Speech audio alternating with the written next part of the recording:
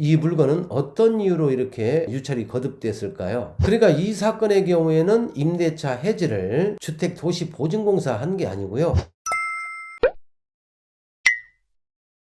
여러분 안녕하세요. 경매광장입니다. 여러분 지난주에 영상이 나간 후에 영상 내용과 관련해서 많은 분들이 궁금한 점에 대해서 질문을 하셨습니다. 그 질문의 주요 취지는 임차보증금 반환 채권을 양수한 주택도시보증공사가 배당 요구를 했는데 어떤 이유로 배당을 전혀 받지 못하고 그 선순위 임차보증금 전액을 낙찰자가 인수해야 되는지 그게 이해가 잘 안 된다, 이런 취지였습니다. 저는 그 이유를 임대차 기간이 종료되기 전에 임차인의 의사에 반해서 임차보증금 반환 채권을 양수한 주택도시보증공사에서 배당 요구를 하는 것은 주택임대차보호법 제3조 2 구항의 취지에 반하는 것이다. 그래서 배당을 해서는 안 되고 그 임차보증금 전액을 낙찰자가 일단 인수한 후 주택도시보증공사는 낙찰자에게 기간 종료 후에 반환 청구를 해야 된다, 이런 취지로 제가 설명을 드렸는데요. 그러다 보니까 많은 분들이 주택도시보증공사가 배당 요구한 사건은 그러면 어떤 경우에는 배당을 받고 어떤 경우에는 배당을 받지 못하고 그 결과 그 선순위 임차보증금을 낙찰자가 인수해야 되는지, 그런 점들에 대해서 많이 불안해하고 궁금해하신 걸로 이렇게 보여집니다. 그래서 그 사건과 연관해서 오늘은 주택도시보증공사가 배당 요구를 했지만 그 배당 요구가 적법해서 일단은 배당받을 수 있는 사건, 그 사건을 하나 대비해서 소개를 해드리겠습니다. 자, 오늘 소개할 사건인데요. 서울 강서구 화곡동에 소재하고 있는 남광 아파트입니다. 건물 전용 면적은 14.67평, 그리고 대지권은 2.06평인데요. 비교적 소형 아파트에 해당이 됩니다. 감정가는 2억 2,400만 원입니다. 그런데 여러 번 유찰이 돼서 현재는 17%까지 떨어져 있습니다. 그래서 최저가가 약 3,750여만 원까지 떨어져 있는 상태죠. 입찰 진행 내용을 간단하게 한번 보시죠. 여기 입찰 진행 내용을 보시면 1차에서 8차까지 무려 8차례나 유찰이 됐습니다. 그리고 비로소 9차에 들어서서 낙찰이 됐는데요. 이때 응찰은 단독 입찰이었습니다. 그때 그 단독 입찰한 사람은 전체 그 5명이 공동 입찰을 한 것이죠. 그리고 낙찰 금액은 17% 3,798만 원, 최저가를 크게 넘기지 않았습니다. 그러면 이 물건은 어떤 이유로 이렇게 유찰이 거듭됐을까요? 여러분, 낙찰가가 떨어지는 이유는 크게 두 가지라고 그랬습니다. 하나는 가치 부분입니다. 감정가와 관계없이 실제 활용가치가 감정가 그 이상이다 그러면 높은 가격으로 이제 입찰이 될 수 있고요. 반대로 감정가는 높지만 실제 활용가치는 그보다 훨씬 떨어진다, 이렇게 판단이 되면은 입찰가 역시 떨어질 수밖에 없습니다. 그 다음으로는요, 가치평가는 큰 문제가 없는데 이 권리상의 어떤 큰 하자가 있을 때 이런 경우에 떨어지게 되는 것이죠. 자, 그러면 이 물건의 경우는 그중 어디에 해당될까요? 제가 이 전체 내용을 미리 한번 쭉 검토를 해봤는데요. 가치 분석 측면에서는 이렇게 심각하게 떨어질 만한 그런 이유는 찾아볼 수가 없었습니다. 그런데 권리상의 큰 문제가 있었습니다. 바로 이 물건의 경우에도 선순위 임차인이 존재하고 있었는데요. 자, 그 내용을 한번 같이 보실까요? 이 사건 임차인 현황인데요. 자, 임차인 부분을 보니까 이런 내용이 나옵니다. 김성모 양수인 주택도시보증공사. 자, 이렇게 나와 있고요. 대항력과 관련해서는 대항력이 있다, 선순위 임차권이다, 이렇게 지금 나와 있습니다. 자, 그 다음으로 점유 관계를 보면요. 점유 2018년 2월 3일부터 2020년 2월 2일 이렇게 되어 있습니다. 이게 이제 임대차 기간입니다. 그 다음 전입 확정 배당 항목을 한번 살펴보죠. 전입일자는 2018년 2월 2일로 되어 있고요. 확정일자는 2018년 2월 14일로 되어 있습니다. 그러니까 확정일자가 좀 늦었네요. 이런 경우는 특히 이제 배당과 관련해서 매우 주의를 해야 되겠죠. 그리고 배당 요구를 했습니다. 2018년 10월 15일 날. 자, 상단부에 보면 배당 요구 종기일이 2018년 12월 31일로 되어 있습니다. 그러니까 배당 요구 종기일 내에 배당 요구를 한 것이죠. 그리고 임차 보증금은 2억 1천만 원으로 되어 있습니다. 자, 그 다음으로 비록 사설 경매 정보지에서 정리한 것이긴 하지만 임차 보증금과 관련해서 예상 배당액과 예상 인수액을 한번 알아보겠습니다. 지금 경매 정보지 상으로는 예상 배당액은 제로, 미배당이 2억 1천만 원 전부.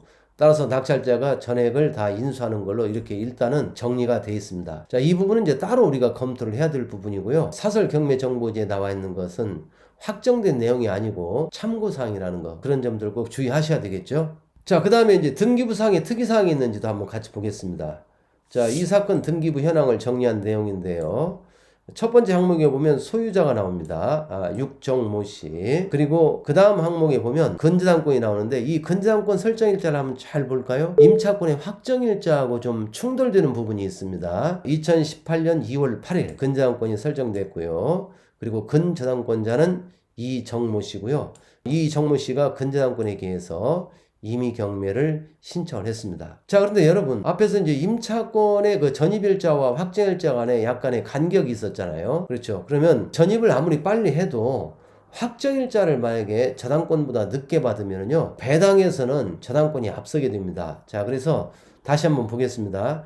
지금 이 근저당권의 설정일자는 2018년 2월 8일입니다. 그런데 자, 위로 올라가 보면 임차권의 확정일자는 2018년 2월 14일입니다. 그러니까 전입은 근저당권보다 빨리 해서 선수인 세입자로서 지금 취급이 되고 있지만, 그런데 확정일자를 늦게 받았기 때문에 배당을 할 때는 일단 근저당권자에게 먼저 배당을 하고, 그리고 남는 돈이 있으면 그 다음에 이제 임차인이 받아가는 그런 순서가 됩니다. 그러다 보니까 이 사설 경매 정보지에서도 현재 최저가인 3,700여만 원에 낙찰이 된다고 했을 때는 결국 근저당권자가 다 변제를 받고 임차인은 변제받을 것이 없다. 자, 이렇게 계산해서 전액을 다 인수한다. 이렇게 기재를 해놓은 것입니다. 자, 그런데 제가 오늘 이 사건을 소개하는 취지는 이 점을 말씀드리고자 하는 것이 아니고, 지금 앞에서 다시 임차인 현황을 같이 한번 볼까요? 그 임차인 현황 부분에 보면 김성모 양수인 주택도시보증공사 이렇게 되어 있어요. 자, 이 내용을 제가 전체적으로 좀 정리한 걸 간추려서 말씀드리면 이렇습니다. 지금 이 건물에 임차인은 김성모 씨입니다. 그런데 이 김성모 씨가 주택도시보증공사에 보증을 받아서 금융기관으로부터 전세자금을 일부 대출을 받았습니다. 그 후에 그 임차보증금 반환 채권을 주택도시보증공사에게 양도를 한 것이죠. 자, 그런 상태에 있었는데 이 건물이 경매가 들어가니까 주택도시보증공사가 배당 요구를 한 것입니다.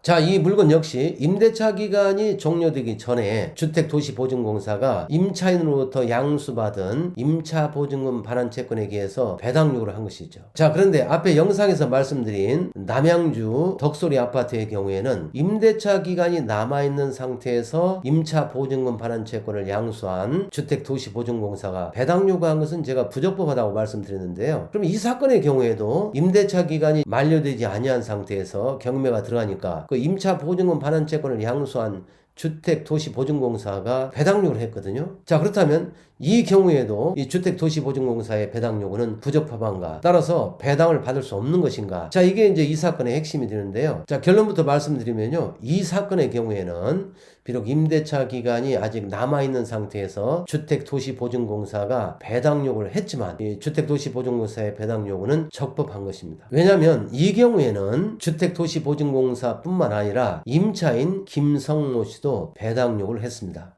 그러면 임차인 김성모 씨의 배당 요구 행위는 어떤 성질을 가진 것일까요? 대법원 판례는요, 이와 같이 임차주택이 경매가 될 때 아직 임대차 기간이 종료되기 전이라 하더라도 임차인이 배당 요구를 할 수 있고, 그 배당 요구 행위는 임대차 해지 의사 표시다. 자, 그렇게 판시한 바가 있습니다.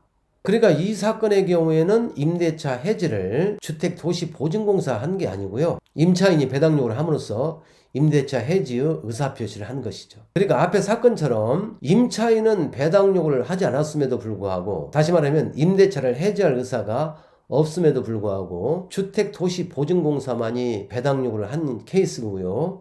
이 사건의 경우에는 임차인도 배당 요구를 했다는 것입니다. 그렇기 때문에 이 사건의 경우 주택도시보증공사가 배당 요구한 것은 그 배당 요구 행위 자체가 임차인의 의사에 반해서 배당 요구를 한 것이다, 이렇게 볼 수 없는 것이죠. 그래서 주택임대차보호법 제3조의 2 구항에 저촉되지 않는다, 이렇게 봐서 적법하다는 것이죠.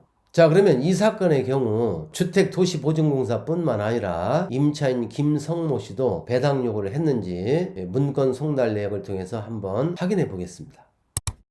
자, 이 사건 문건 송달 내역인데요. 2018년 10월 15일 임차인 김모모 권리신고 및 배당 요구 신청서 제출, 이렇게 나옵니다. 여기서 임차인 김모모라는 것은 임차인이 앞에 한 명밖에 없었잖아요. 그 김성모 씨를 말하는 것이죠. 이처럼 임차인 김성모 씨의 배당 요구에 의해서 임대차가 해지되는 것이기 때문에 비록 존속기간 도중에 주택도시보증공사가 배당 요구를 했다 하더라도 임차인의 의사에 반해서 우선 변제권을 행사하기 위해서 임대차를 해지한 것은 아니다라는 것이죠. 네, 그리고 그 밑에 항목을 보면요. 2018년 11월 23일 날 임차인 김모모 채권 계산서 및 배당 요구 신청서 제출이라고 되어 있는데 이게 이제 임차인 김성모의 양수인 주택도시보증공사를 의미하는 것입니다. 그러니까 주택도시보증공사도 아울러서 채권 계산서와 더불어서 배당 요구 신청서를 제출한 것이죠. 그러니까 이 사건의 경우에는 비록 임대차 기간 만료되기 전이지만 임차인이 배당 요구를 했다는 점에서 앞에 사건에서 봤던 그 남양주 아파트 사건이죠. 그 사건과는 차이가 있다는 것입니다. 자, 그러면 앞에서 말씀드린 내용을 간단하게 정리하면 이렇습니다. 임차주택이 경매가 될 때 임대차 기간이 만료되기 전이라고 하면 임차인의 의사에 반해서 대출금융기관, 이 사건 같은 경우나 지난번 사건은 이제 주택도시보증공사가 되겠죠. 이 주택도시보증공사가 임차인의 의사에 반해서 배당 요구를 할 수 있느냐, 그건 허용되지 않아야 된다고 제가 말씀을 드렸습니다. 그런데 오늘 이 사건처럼 비록 임대차 기간이 만료되기 전이지만 임차인이 스스로 배당 요구를 했을 때 이런 경우에는요, 주택도시보증공사가 배당 요구를 한 것은 적법하다고 봐서 일단은 배당을 해줘야 될 것입니다. 다만 오늘 사건처럼 낙찰 금액이 너무 적어서 낙찰 금액이 약 한 3,700여만 원 정도 됐잖아요. 그 돈을 가지고 임차 보증금을 전체 다 변제하기에는 부족할 것입니다. 자, 그런 경우에는 임차인 내지는 주택도시보증공사가 배당받지 못한 나머지 임차 보증금 그 잔액은 누가 책임을 져야 될까요? 자, 그 해답을 알아보기 위해서 제가 관련 판례를 하나 소개해 드리겠습니다. 자, 이 대법원 판례의 취지는요, 대항력과 우선변제권을 함께 가지고 있는 임차인이 우선변제권에 의해서 배당 요구를 했다 하더라도 그 보증금의 전부 또는 일부를 배당받지 못하면 일단 배당 요구에 의해서 임대차는 해지되어 종료된다는 것입니다.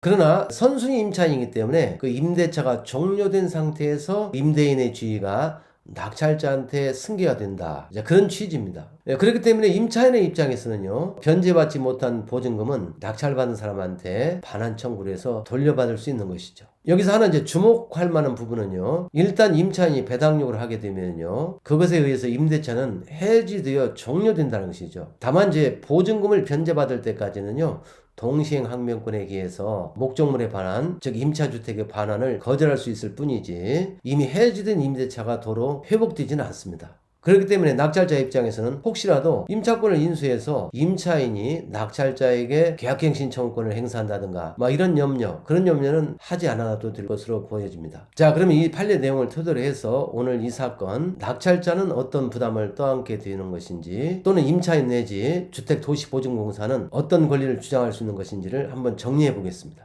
앞에서 말씀드린 바와 같이 이 사건의 경우는 낙찰 금액이 3,700여만 원 정도밖에 안 됩니다. 그런데다가 확정일자마저도 지금 임차권이 저당권보다도 늦습니다. 그래서 현재 자료상으로만 보면은 일단은 그 3,700여만 원이라는 낙찰 금액에서 집행비용을 빼고 약 한 3,600여만 원 정도가 남을 걸로 예상되는데요. 그 돈은 근저당권자가 가져가야 옳을 것으로 봅니다. 근데 제가 실제 이 사건을 좀 조사를 해보니까요, 이 자료와는 달리 어떤 연유인지는 정확하게 파악을 못했지만은요, 임차 보증금을 양수한 주택도시보증공사에서 3,600여만 원을 배당받은 사실을 확인하게 됐습니다. 그렇다면 이 선순위 임차권을 인수한 그 낙찰자 입장에서 보면 임차 보증금 2억 1천만 원 중에서 주택도시보증공사가 배당받아간 3,600만 원을 공제한 그 나머지 금액만 부담을 하게 되겠습니다. 자, 오늘은 지난번 사건과는 달리 비록 임대차 기간이 종료되기 전에 주택도시보증공사가 배당 요구를 했지만 적법하게 배당받을 수 있는 사례를 하나 살펴봤습니다. 자, 그러니 앞의 사건과 오늘 사건을 잘 비교 분석해서 향후 선순위 임차에 있는 물건 중에서 임차 보증금 반환 채권을 양수한 주택도시보증공사나 기타 금융기관 등이 배당 요구를 했을 때 과연 그 임차 보증금을 배당받을 수 있는지 없는지 그것을 잘 구별해서 입찰 여부를 결정하시기 바랍니다.